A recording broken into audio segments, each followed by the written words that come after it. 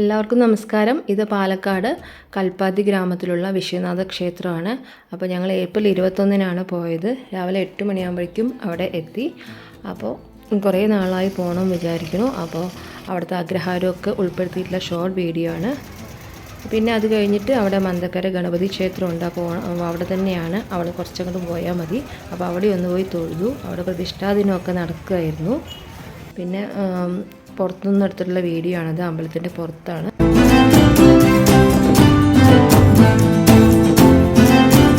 ഇതാ ഉള്ളിൽ രഥമൊക്കെ വെച്ചിട്ടുണ്ട്. അകത്ത് ഒരുപാട് ഉള്ളിൽ നിന്നും എടുക്കാൻ പറ്റുമെന്ന് അറിയാത്തതുകൊണ്ട് എടുത്തിട്ടില്ല. ആ ഫ്രണ്ടിൽ മാത്രമേ എടുത്തിട്ടുള്ളൂ. അപ്പോൾ അവിടെ എന്തോ ഒരു പ്രോഗ്രാം നടക്കുന്നുണ്ടായിരുന്നു. എന്തോ ഡാൻസിൻ്റെയൊക്കെ സിൽവർ ജൂബിലി ആഘോഷം നടക്കുകയായിരുന്നു ഫ്രണ്ടിൽ. ഇവിടെ അമ്പലത്തിൻ്റെ ലെഫ്റ്റ് സൈഡിലായിട്ടാണ് ഒരു കോളവും വരുന്നുണ്ട് ആ വഴിക്ക്. ഇപ്പോൾ വീഡിയോ ഇഷ്ടമായാൽ എല്ലാവരും ലൈക്ക് ചെയ്യാൻ മറക്കരുത്.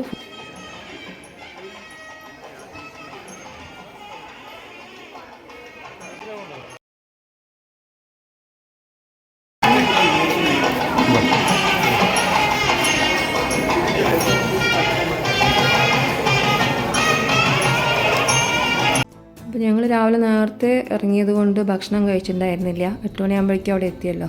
അപ്പോൾ ഞങ്ങൾ അവിടെ ഒരു ഹോട്ടലുണ്ടെന്ന് പറഞ്ഞിട്ട് അത് നോക്കി പോവുകയാണ്. ടേസ്റ്റ് ഓഫ് കൽപ്പാത്തി എന്ന് പറഞ്ഞൊരു ഹോട്ടലുണ്ട്. കുറച്ച് അങ്ങോട്ട് പോയാൽ മതി.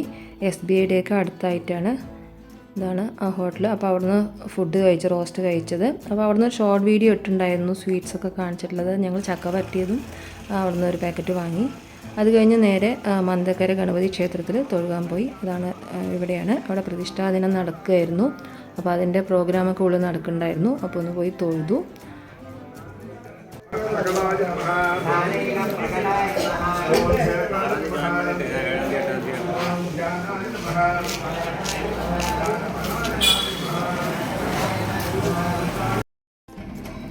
ഗണപതി ക്ഷേത്രത്തിൽ തൊഴുതിട്ട് വീണ്ടും വിശ്വനാഥ സ്വാമി ക്ഷേത്രത്തിൻ്റെ ഫ്രണ്ടിൽ കൂടെ തന്നെയാണ് പോകുന്നത്.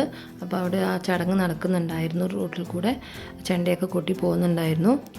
അപ്പോൾ ഇതിൻ്റെ ഫ്രണ്ടിൽ കൂടെ തന്നെ വേണം നമുക്ക് ടൗണിലേക്ക് എത്താൻ. ഇനി അടുത്ത വീഡിയോയിൽ പാലക്കാട് കോട്ട മൈതാനത്തിലെ വീഡിയോ ഉൾപ്പെടുത്തുന്നുണ്ട്. വീഡിയോ ഇഷ്ടമായാൽ എല്ലാവരും ലൈക്ക് ചെയ്യണം.